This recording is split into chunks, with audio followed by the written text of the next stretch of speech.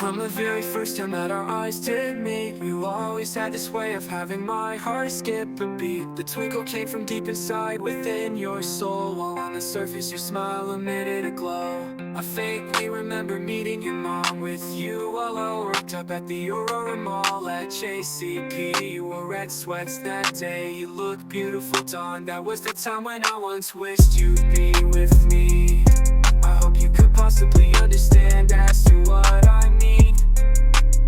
You give me butterflies and are that special girl from my dreams. As I moved on in life and spent my days at RM Kids studying, you critique my music, raise the voices. What you were saying, it meant so much for you. Check out my band, think about it later. On the days I was a popular scene kid, and before the armada of haters, the next following years began the strife in my life. While searching for my wife, it was surreal as I predicted it all in my first album. Spread love like wildfire, and like you to whom was always the rain treasure in afternoon vacations. It cut like a knife. It was a few years in the lifetime that I saw you, since we even thought we'd finally met again on the week of Valentine's Day of 2011, when I still wanted to meet a console with you guys. And I'm shocked we met up at Jason's billiards with your whole crew, probably 7. When I was so blind, I saw a few old friends like Sam meeting me at the door. Then as I walked around, ran into Charles Williams. He asked me to do more, raising my hair because it was a little more caramel with braids behind the hair. And then I saw Nessa and we began to hang. She said that I was a hero and he liked my ass. Thank you now, Nessa. I'm not sure why you said Aggie is sitting down at the end. Her and I might have texted once, but we were never good friends. She's so cute though in those black leggings. She's so hard, I could say that works out you. That I must admit I love watching her say, if only I could stay off her top. I have to take a moment now for AJ Bullock, rest in peace, man. God bless you, man. I'm going to do that. Might I fall on the slide, I'll never forget that night. I'm sorry, Ness, I know that night just for you, but I never wanted it to turn out like this. I never wanted to be alone riding booked in. I wanted to hike 10 miles back. Nessa told me to forget about it, spend time with the girls, and that my thought was whack. So I hopped in the backseat as you drove us all out over to our naked desert. We arrived, but before we hopped out, it's at 11:11. Make a wish, what was me? That was one of my things, to wish upon that star. So now, what do I do? It was at that night that I listened to my heart and I began to fall for you. It was all awkward being here for her, developing feelings for you. I couldn't help but be socially awkward and shy when I was with you. About a week later, we met up again at our local hookah, Hubbly Bubbly. Yeah, I was here for her, but my heart wanted nothing to do with me.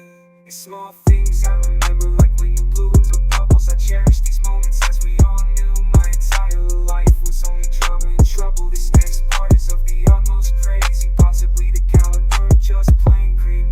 We all went following summer. I was embarrassed for what I did to your best friend. I may have that remorse lasting until the very end. I'll never forget though, I made you both custom shirts to me. It was clear, but I probably came off as just a blur. You was adorable in those shades when you picked up your gift, so I called you later and I took a chance to ask you out, but you said no. I respected that. In the memorandum and crew, I assumed what my life was all about. It was also that summer that I broke up with my best friend. I thought that I would leave my hometown to do a long haul trucking, travel and make good money, but I ended up stuck here as we all had found. Everybody dance.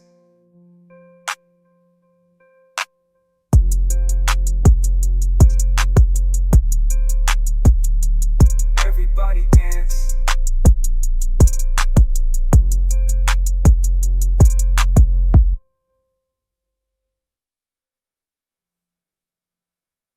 One day let me visit you on campus, and I'll never forget when you locked up in your red grease. It meant the world to me when I was getting entrusted with each moment spent with you. It set me free. We hung out with your friends by the picnic table. Do you remember, darling? Because to me it felt like a table. It came up whether Vanessa was your best friend still, or whether it was Chelsea now, because you shared a home.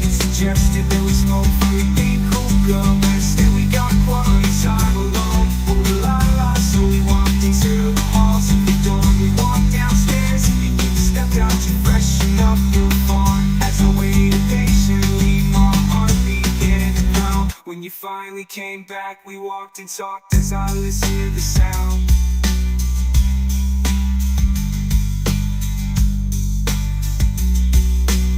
When you finally came back, we walked and talked as I listened to the sound. And one day you let me visit you on campus, and I'll never forget when you locked up in your red boots. It meant the world to me when I was getting your trust. And with each moment spent with you, it set me free. We hung out with your friends by the picnic table. Do you remember, Dawn? Because to me it felt like a table. It came up whether Vanessa was your best friend still, or whether it was Chelsea now. Because you shared a home, you suggested that we smoke from your big cool girl, but instead we got quality time alone. Ooh la la, so we walked into the halls of the dorm. We walked downstairs and you stepped out to freshen up your farm. As I waited patiently, my heart began to expand. I'm such an intelligent, beautiful girl, and I've always wanted to be part of your world. We eventually made it to the lounge in the dorms to do life for a bit, not thinking compare who we talked for a bit. It's hard to even word it, but as you took a chair, I sat down across from you and admiring your hair. As I look back, I admired your eyes, I admired everything about you. But that should come as no surprise. I regret this moment, though, as I haven't looked back. I endured these moments as a matter of fact, but in this moment in particular, we were alone. What I regret is not making this moment my own, but I've got to tell you how beautiful and cool you are to me.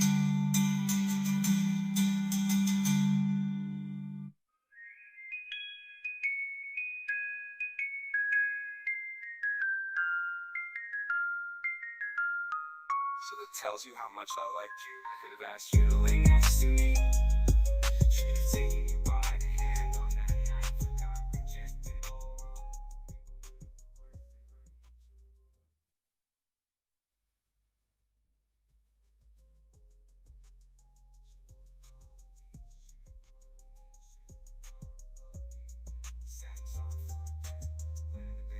Currently has a limited time to impress the girl that played for me right after the fact. She was you, she was the absolute best.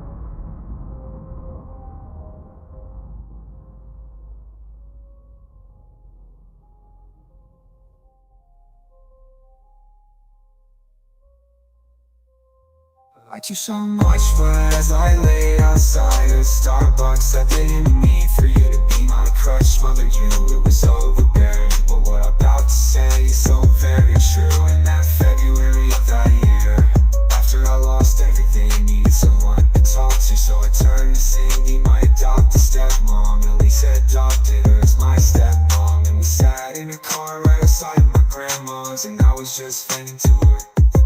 Then my dad showed up and he shouted to us, "What are you doing to me?" And then charged at us with his SUV. Stop and go back and forth, missing us by inches.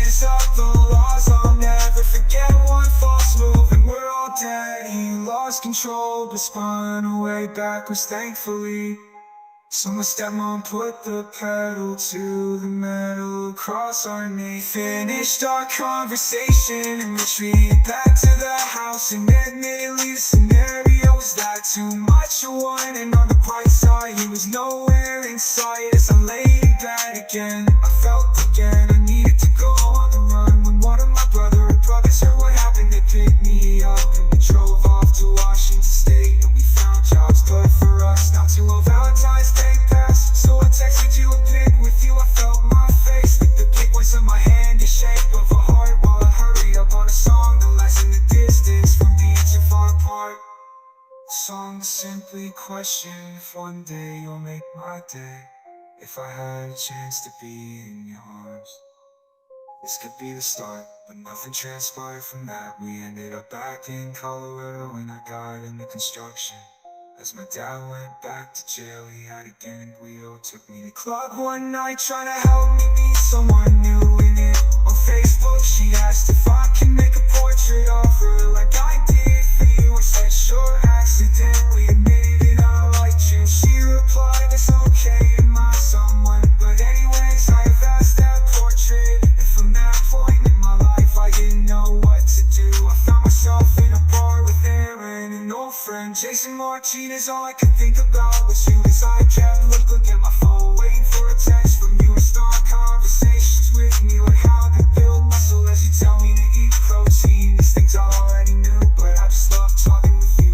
On one Sunday afternoon, you told me you were knitting and you graduated in your class and you're a lifeguard. And one day I called you and I know it's not what it seems, but you were busy with your friends, and I heard you tell them, so no, kinda just happened.